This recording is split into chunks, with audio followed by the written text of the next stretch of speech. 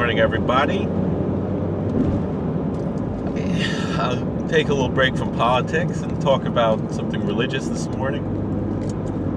This week's Torah portion, Parshas Ekev, it contains the words "V'chalta v'sabato v'irachta es Hashem Elokecha l'Aretz HaTova she'nosan lach." And you shall eat and be satisfied, and you should bless the Lord your God for the good land that He hath given you.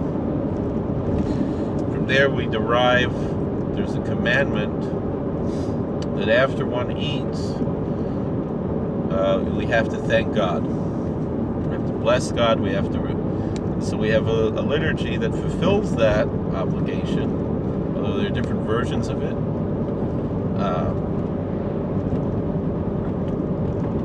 We're taught, that rabbinically speaking, there are 4 blessings that we're obligated to recite after we eat bread.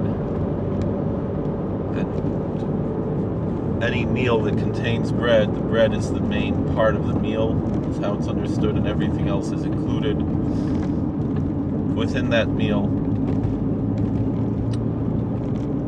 Additionally, we have rabbinical obligation to recite blessings before we eat. And so we have a brief grace before the meal and a longer grace after the meal. And the meal is defined as if it has bread, meaning if we're not eating bread, then it's a different situation. This is basics in the Orthodox Jewish world, but not everybody's aware of that, so we'll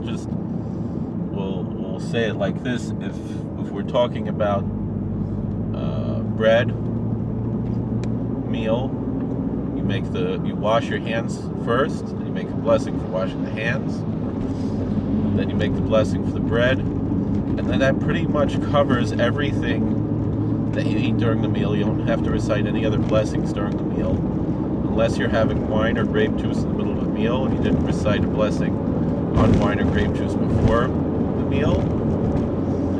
And dessert after the meal, even before one benches, before one recites the grace after the meals, one would make a blessing before, but then the grace after meals would cover both the dessert and the wine in the middle of the meal.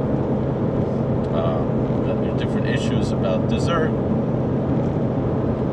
What some people will do is, if you eat bread with the dessert item, then it's not considered dessert, then it's part of the meal and you don't need to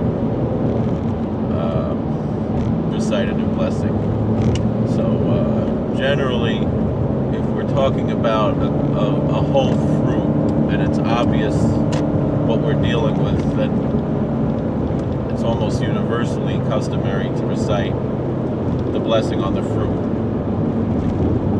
When we're dealing with something like applesauce, where it's not very clear what you're dealing with, and it's not obvious what bracha should be made, so some people will add some bread into the applesauce in order to avoid the question of which bracha to recite. When we're dealing with cake, that's not bread, even though it's made from the same grains as bread, and bread is specifically the 5 types of grains: wheat, barley, rye, spelt. And according to most customs, even though it's most likely not so, is oats. It's more likely a different type of grain, but generally the custom has developed that we consider oats to be one of those 5 species. It's a complicated issue. So then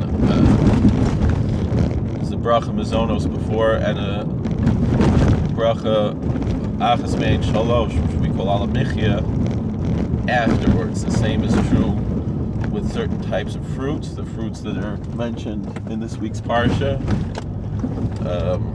grapes and pomegranates and figs and dates and olives, and also over wine or grape juice.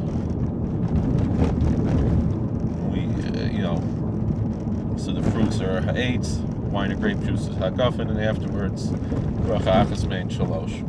And then all other fruits and all other foods, everything, it's brain nefashos. After you eat, before you're eating, it depends on what you're eating, what the bracha is.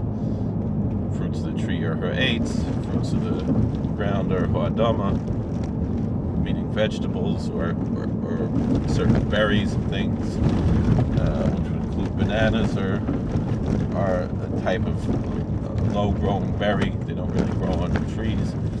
They grow on bushes. And the main issue is it the same branch from year to year? That's what really defines it as a fruit of the tree or a fruit of the ground. And then pretty much everything else is shahakol, and then it's brain nefashos afterwards.